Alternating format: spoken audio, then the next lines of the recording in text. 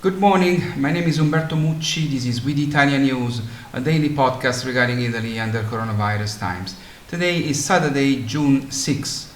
The increase in new positives record recorded in Italy over the last 24 hours is once again absurd. 518 cases, last time we had such a high number was on May 23. But even the healed ones grow up twice as much as the day before. Of the new infections, those in Lombardy are 78%. 402, more than 4 times more than the day before. But this is due to the number of swabs. Yesterday, Lombardy made 20,000 swabs compared to 3,000 the day before. The percentage of positive cases found yesterday is lower than the day before, but this number means that the virus still circulates in Lombardy. In 16 Italian regions, the new cases do not reach 10, with Campania, Umbria, Valle d'Aosta, Molise and Basilicata at 0 cases. With the last 2 healings, there are no more patients suffering from COVID-19 in the hospitals of Basilicata. In addition, the continuous period with 0 infection for the Lucanians is extended to 11 days. Kudos to Basilicata. Unfortunately, yesterday we lost another 85 Italians to coronavirus, concentrated mainly in Lombardy, Piedmont and Emilia-Romagna. These 3 regions account for 60% of yesterday's victims. No deaths yesterday in Trentino Alto Adige, Sicily, Abruzzo, Umbria, Sardinia, Valle d'Aosta, Calabria, Molise and Basilicata. In Lombardy alone, COVID-19 has caused more deaths than the 2014 Ebola epidemic in Guinea, Liberia and Sierra Leone, the 3 countries most affected by that virus. Once again, I'd like to point out how much in all this the citizens of Lombardy are victims of this data, not guilty. We stand with them and virtually we hug each one of them. And it is exceptional that now that the borders between regions have been reopened, not a single case of discrimination or hostility against Lombard citizens has been reported throughout Italy. It means that Italy is united, that Italians are in solidarity with Lombards. It should not be taken for granted. It is not trivial. And it is one of the most beautiful things about this very ugly pandemic. We sure have flaws, but Italians are a great people. And today, once again, we are all Lombards. A great hard-working people with a big heart and living in a fantastic land. Today in Italy, we have 55 UNESCO World Heritage Sites. Well, 10 of these 55 are located in Lombardy.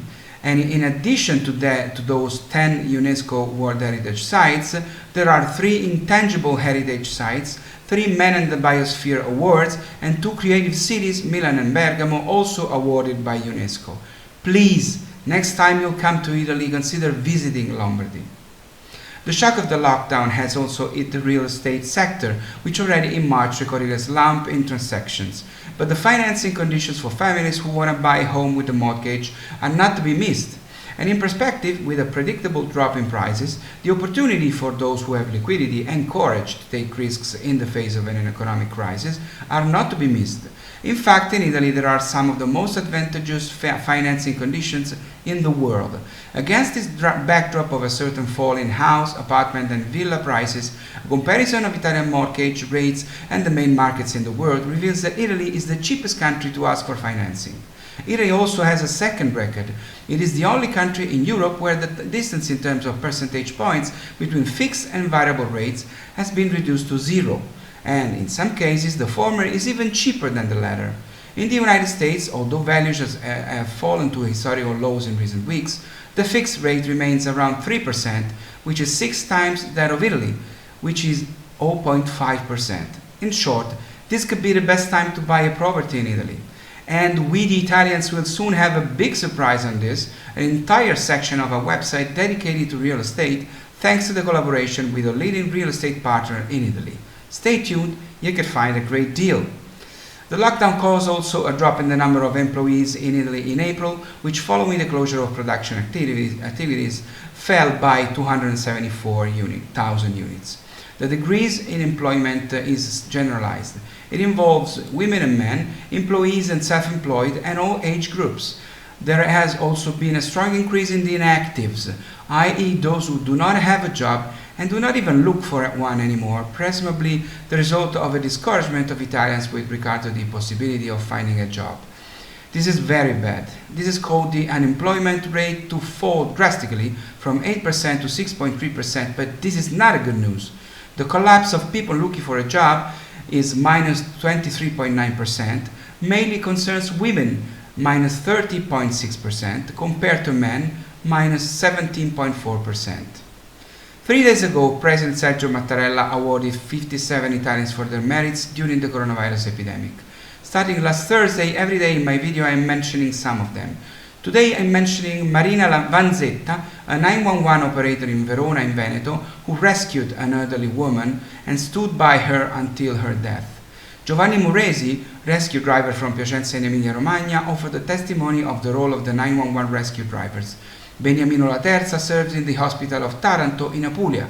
In the research team of the Sacco Hospital and the University of Milan, Centers of Excellence in the National Health System and Research, Claudia Balotta is head of the team, now retired, and had isolated the SARS virus in 2003. Gian Guglielmo Zahender is an associate professor. Arianna Gabrieli, Annalisa Bernia, Alessia Lai, and Maciej Stanislav Tarkowski are researchers. To all of them goes our strong thanks.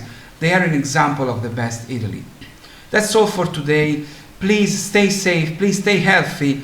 I'm seeing that for the second day, coronavirus new cases in the United States are growing.